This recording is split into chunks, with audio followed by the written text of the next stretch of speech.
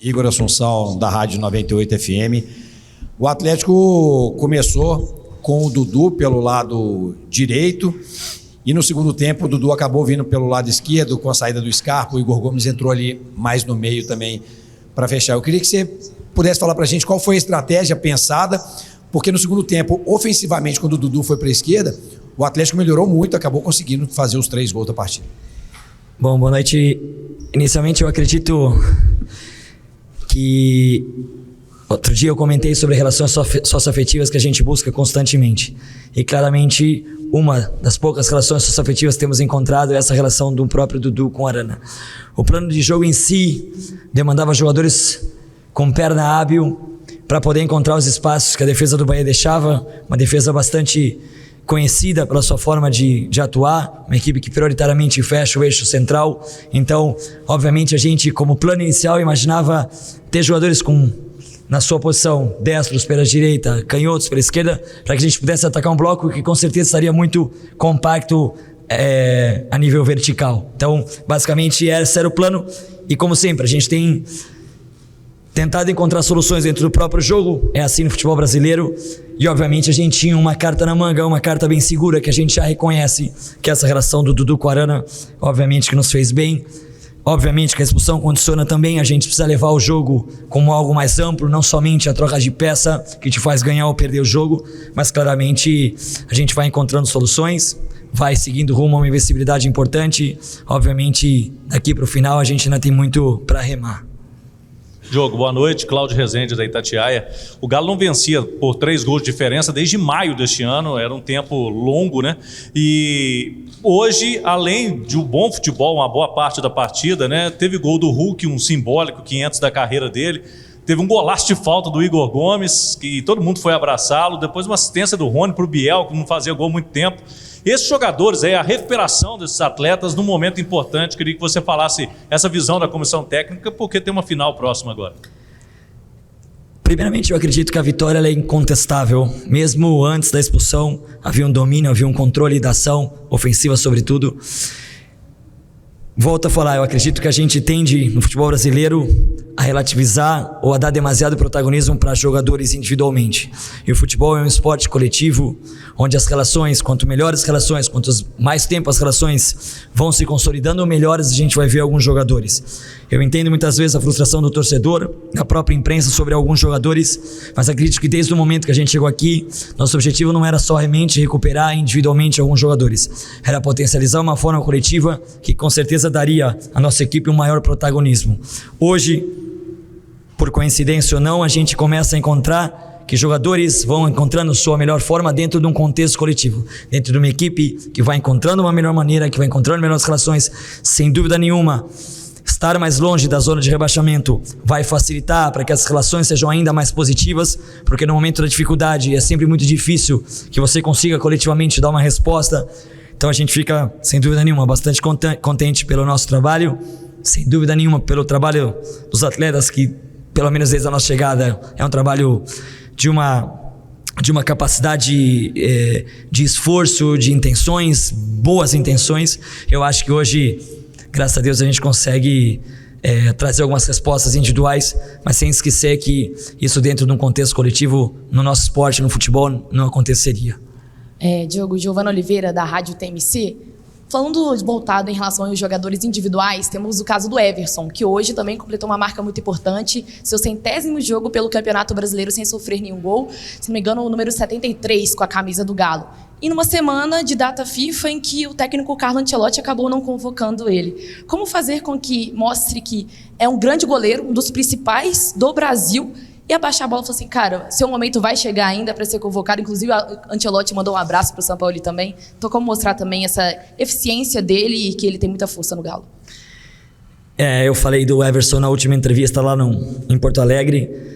Volto a falar, futebol segue sendo esporte coletivo e a gente fica muito contente. Primeiramente com essas marcas individuais, que elas entram para a história de uma instituição, entram para a história da carreira de jogador, e isso é inegável que tem um valor extremamente importante.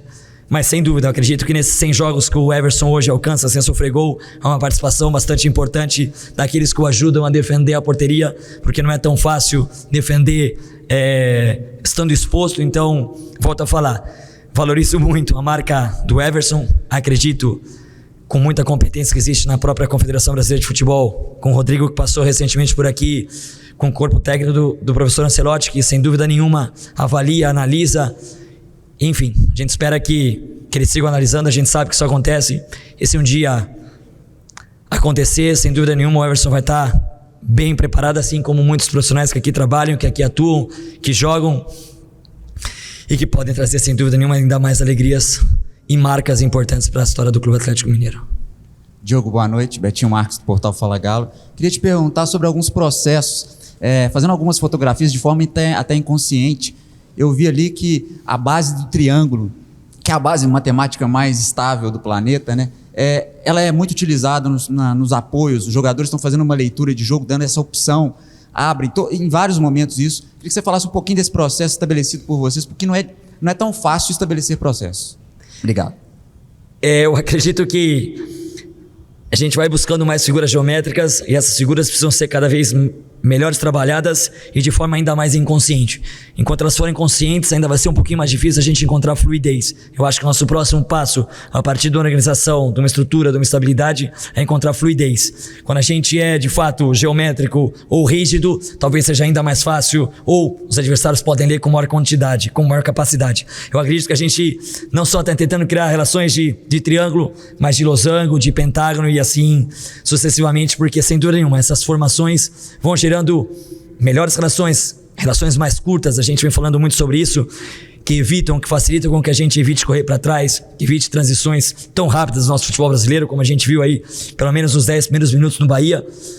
Mas claramente, o objetivo dessas relações é cada vez mais encontrar mais fluidez, melhores relações socioafetivas. Eu falei outro dia, algumas pessoas talvez não tenham entendido, mas obviamente gerar conexões que nos façam nos aproximar mais fácil do gol adversário. Diogo, Lucas Maia aqui do Tempo.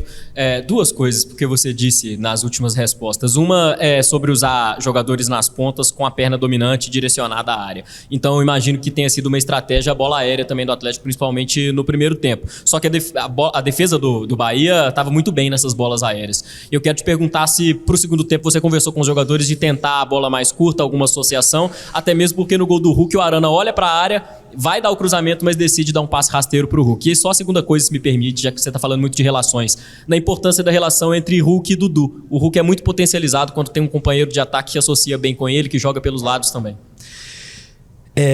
Primeiramente, estava bem claro que o plano de jogo pedia realmente essas ações de perna dominante. E a gente também tende a relacionar perna dominante com cruzamento, e cruzamento ele é aéreo, e se é aéreo a gente não tem altura para dominar esse duelo. Era muito importante que os nossos cruzamentos não fossem direcionados de fato à estatura da linha defensiva do Bahia, que era uma linha que estava muito bem preparada, e depois, conforme foi passando o primeiro tempo, a gente foi identificando de que a gente tornou o jogo muito previsível, bastante, com pouquíssima variação. Então, a gente costuma usar um termo internamente que a gente foi treinando o Bahia para defender cruzamentos. Então, mais do que nada, a pauta no intervalo era que a gente tivesse uma variedade maior de cruzamentos.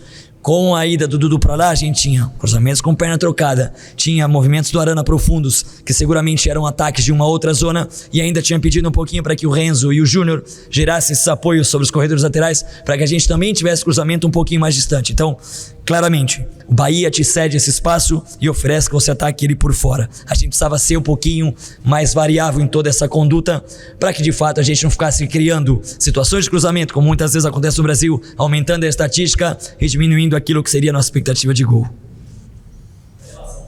E a relação do Dudu e do Hulk, enfim, eu volto a falar, eu acho que é importante que a gente, dentro de um sistema coletivo, vá criando relações. O Hulk teve grandes relações desde que chegou no Clube Atlético Mineiro com o Paulinho, com o Vargas em algum momento, com o Kardec em algum momento que pediu. Obviamente que a gente também sabe disso, mas eu volto a falar, é importante que a equipe crie relações independentemente de nome próprio. Quando a gente conseguir criar essas relações, o Atlético Mineiro vai ser ainda mais forte, sem menosprezar o que são as boas relações, principalmente provocadas por esses dois que você acabou de mencionar para mim. Diogo, Nath, da ESPN. O Galo, no ano passado, teve uma final internacional e chegou no Campeonato Brasileiro até a última rodada, perigando não cair. Esse ano, a equipe está conseguindo pontuar antes da final. Isso dá mais tranquilidade para o trabalho, pensando na final da Sul-Americana? Sem dúvida nenhuma. Há pouco a gente comentava no próprio vestiário, na reunião com os atletas, de que eu não sei qual é o caminho daqui para a final. Não sei de fato o que fazer, eu sei o que não fazer. Relaxar com certeza não é o caminho daqui até o final. E não tenhamos nenhuma dúvida de que nosso grupo como comissão, nosso grupo como direção, nosso grupo como atleta tem muito claro de que o rebaixamento ainda segue pendente, que a gente precisa somar ponto o quanto antes e que de fato precisa usar todos esses jogos até a final da competição sul-americana para dar o máximo, para chegar num grande estado de forma que sem dúvida nenhuma fará diferença entre ganhar ou perder, que foi um pouquinho da diferença daquilo que aconteceu no ano passado, infelizmente. Diogo, boa noite, parabéns pela vitória. Queria falar da parte física, né? Quando chegou essa atual comissão, foi falado que o time não estava tão apto fisicamente. E agora, crescendo na hora certa, principalmente com boas jogadas no segundo tempo, queria que você falasse sobre a parte física, se você vê evolução, e sobre a estratégia que a comissão vai adotar até o jogo da final. Se a estratégia vai ser economizar, poupar jogadores ou aumentar a intensidade ou fazer uma dosagem aí dos jogos que tem antes da final. Obrigado. Volto a falar, eu acredito que a parte física isolada, ela não te diz muita coisa. Eu respeito muito a comissão que trabalhou aqui anteriormente, não tenho dúvida de que tenham medido o máximo de esforço para trazer o Atlético forte. E o futebol muitas vezes não te traz resultado, ainda que você trabalhe muito para conquistar. Talvez seja um dos poucos empregos do mundo que muitas vezes, mais nesse calendário aqui, que não premia grandes trabalhos, porque você quase não tem tempo nem para preparar. Então, se a gente vincular com qualquer outra profissão, provavelmente um bom profissional alcança um nível de exigência interessante. O futebol muitas vezes não premia, por mais que a gente faça o possível, assim como acredito que a comissão anterior tenha feito. Volto a falar, não acredito na parte física como algo isolado. Acredito que a equipe melhora fisicamente a partir do momento que ela se reconhece como uma forma coletiva. E é o que a gente trabalha desde que a gente chegou aqui com o Jorge. O Jorge, prioritariamente, pouco trabalha essa relação, mas o que a gente mais busca é que a equipe encontre uma forma, se reconheça dentro de uma forma e, obviamente, que essa forma demanda fisicamente algumas questões, alguns esforços que são trabalhados diariamente em qualquer das atividades que a gente trabalha. Em relação ao plano daqui para diante, a gente segue na luta, primeiramente para escapar do rebaixamento, para poder colocar a cabeça bem tranquila no travesseiro todo final de semana daqui até a final da Copa Sul-Americana, obviamente, rodando jogadores, mas não rodando por uma questão física nem de planejamento, rodando porque características diferentes de adversários demandam jogos e estratégias diferentes. Também não é comum no nosso futebol e muitas vezes a gente vê isso como uma falta de entrosamento, a gente vai usar esse termo. Não existe entrosamento, existem relações. Algumas relações se afiançam mais fáceis e essas a gente tem que evitar perdê-las porque de fato nos fazem ganhar jogos, mas basicamente o objetivo daqui para o final é o único só, é não relaxar e chegar o mais forte possível. Nessa reta final que é muito importante ainda, que a gente ainda não se livrou da situação e sem dúvida nenhuma na competição sul-americana contra o Lanús no Paraguai. Boa noite, professor. Eu quero saber o que aconteceu dentro do vestiário na hora do intervalo para a gente transformar a superioridade que a gente já tinha em posse de bola e em chances de gol em gols, né? Que a gente vê uma melhora aí absurda no resultado final, né? Que é o que importa, que é o gol. Obrigado. Eu acredito que são muitos fatores, a gente volta a falar, são fatores vinculados ao próprio contexto do jogo, o jogo vai passando, é uma tendência muito clara de domínio daquele que é o mandante, a expulsão te condiciona a ter melhores números, a atacar mais, a atacar talvez com menos peso, porque você sabe que você tem mais controlado, principalmente as transições do Bahia, que a gente não pode deixar de valorizar. O Bahia, se eu não estou equivocado, são 20 rodadas dentro do G6, é uma equipe que ano a ano evolui no seu modelo de jogo, evolui porque tem um treinador fantástico, um treinador que vem fazendo trabalhos grandes há muito tempo, mesmo dentro do próprio São Paulo, no Fortaleza. Então, eu acho que tudo que vai acontecendo no jogo, ela é, de fato, contextual, ela vai acontecendo. Talvez a gente tivesse feito no primeiro tempo, tivesse merecido, porque criou situações de volume, pelo menos, ou de posse. Não sei se o volume efetivo talvez tenha sido interessante, mas eu acredito que não teve nenhuma conversa que não fosse ajustar esses pontos, sobretudo sobre a variabilidade dos cruzamentos que a gente estava tentando, das zonas que a gente estava tentando atacar para poder ganhar o jogo. Mas volto a falar, o futebol é muito amplo, muito mais rico do que somente um movimento para cá, de xadrez. Não é assim que funciona. O futebol é mais dinâmico e depende de uma série de fatores que muitas vezes nem estão vinculados conosco. Diogo, Thiago do canal Bica Galo, houve variações no jogo com os atacantes, o Bernard e o Dudu, mas o Hulk sempre ficou posicionado, sempre posicionado como pivô e sempre o Galo explorando ele como homem-gol. Inclusive ele faz a marca de 500 gols com a camisa do Galo, né? E ele é o melhor finalizador do Galo, com certeza. A tendência é explorar mesmo o Hulk como homem-gol do Galo ou também tentar outras variações até a final contra o Lanús. Obrigado. Não, eu acredito que a posição que o Hulk atuou durante toda a carreira, muitas vezes mais aberto, indo para dentro, tem clara e relação vinculada ao gol. E a gente não pode desperdiçar isso, mais ainda nesse momento onde de fato ele precisava do gol. A gente tem buscado criar relações para facilitar o processo para o Hulk, para que o Hulk volte a nos dar vitórias. Muito contente pela presença do gol dele hoje, muito contente pela participação no jogo efetiva, seja ele na fase defensiva ou ofensiva, mas de fato, o Hulk, muito próximo do gol, sem dúvida nenhuma, é um perigo imenso e imensurável para qualquer adversário. Boa noite, tudo bem? Parabéns pela vitória, André do Hoje Tem Galo. Até os 20 minutos, o Bahia ele tinha um futebol ali superior ao do Atlético. O que você pensou taticamente e mudou depois disso, que o Atlético se acertou em campo e dali para frente só deu Galo? Obrigado. Primeiramente, que a gente ainda vincula o sucesso ou fracasso de um próprio jogo à figura do treinador. E muitas vezes não é o treinador que participa nem que tem grande incidência sobre o bom e sobre o ruim. Eu acredito sim, concordo contigo, acho que o Bahia, como um time tal de organização ofensiva, que é um time talvez entre os melhores do nosso torneio, talvez muito próximo aí ao Flamengo, que sem dúvida nenhuma tem qualidade para isso, o próprio Mirassol, que vem desempenhando um grande papel ofensivo dentro do próprio torneio. O Bahia não é diferente e a gente sabia de que a exigência do jogo, sobretudo na fase defensiva, seria muito importante, porque é um time que te domina. O Bahia domina em ambos os lugares, é um time que está acostumado porque tem um tempo de processo e de cultura de jogo muito vinculado.